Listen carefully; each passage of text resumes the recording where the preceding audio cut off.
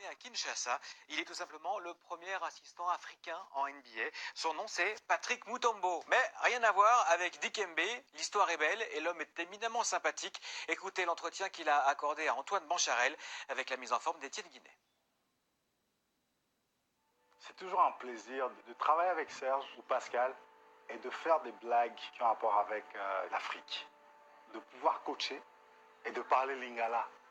Qui aurait pu penser qu'un jour ce serait possible, hein? De parler lingala pendant qu'on coach.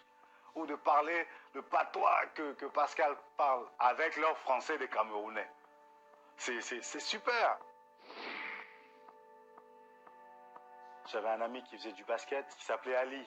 Il me disait, quel sport qu'on joue avec les mains, hein? Moi j'étais habitué au foot, comme tout Africain qui se respecte. Il m'a dit, voilà, je te donne ce ballon, essaye de marquer, de le mettre dans le panier. Alors, bien sûr, c'est facile. J'essaye, j'y arrive pas, j'essaye, je n'y arrive pas. Et du coup, ça m'a intrigué. Alors, c'est comme ça que finalement, par un simple défi, je suis tombé amoureux du basket.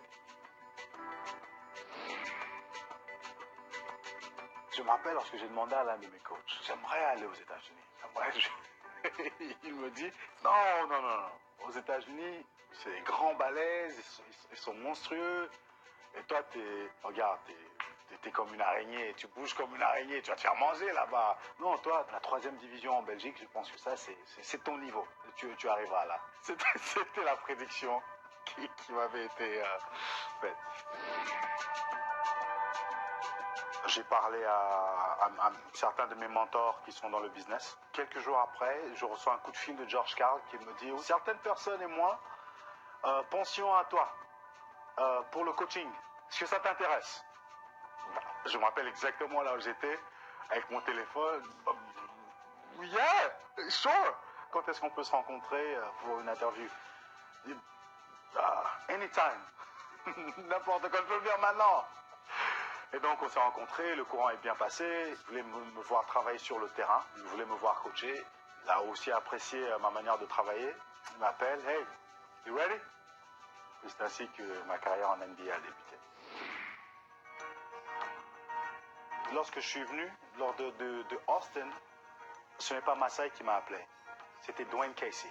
Il m'a dit, hey, ça te dirait de rejoindre mon staff. Masai a dit, ok. À la base, je n'ai pas été engagé parce que Masai m'aimait, il ne me connaissait pas, je ne le connaissais pas.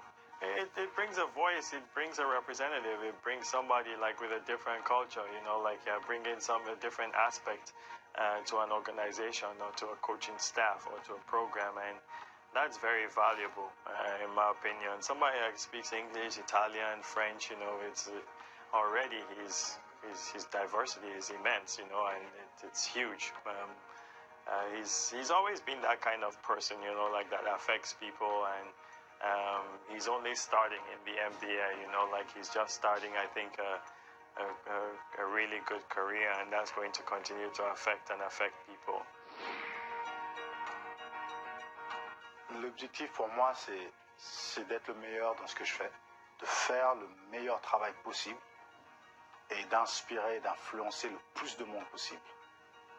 Je veux être head coach dans cette ligue, mais le plus important, c'est d'opérer dans l'excellence. Ce qui m'intéresse, c'est un esprit d'excellence dans ce que je fais.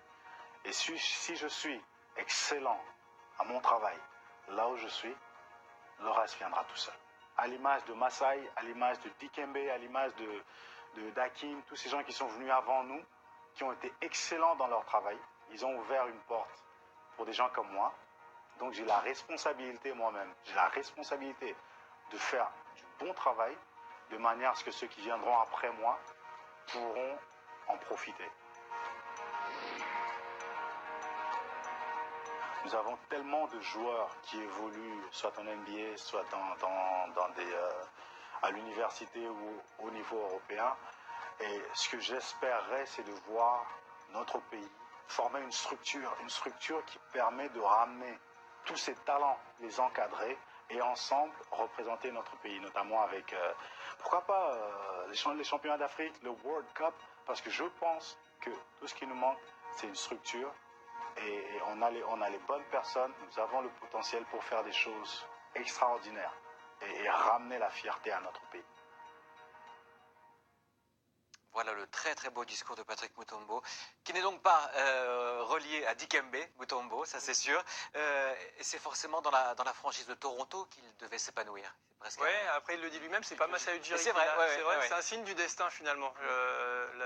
Qu'il soit aux Raptors de Toronto, la franchise la plus africaine en NBA. Mais ce que j'aime bien, c'est sa recherche et sa quête d'excellence, parce que c'est vraiment un acharné de travail, et aussi son implication sur le continent africain. On l'a vu beaucoup avec le maillot Uganda Dreams Big, Ouais.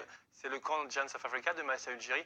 Il est très actif sur le continent africain. Pendant l'été, il fait la tournée avec le camp, il est au BWB, où je sais que vous l'avez vu, le BWB, c'est le Basketball Without Borders, qui est durant le NBA Africa Game. Donc il s'implique vraiment. Et ce qu'il dit sur la RDC, c'est vrai, c'est beau, on a envie de voir cette grande nation avoir une vraie structure avec il y a des joueurs NBA en plus qui ont envie de venir jouer. Je pense à Moudia, je pense à Bismack Biyombo, et pourquoi pas avec ce coach à la tête de l'équipe, ce serait une équipe qui aurait vraiment fière allure. Je pense que ce serait très bien s'il devenait l'entraîneur principal. Effectivement, ce serait une très belle histoire.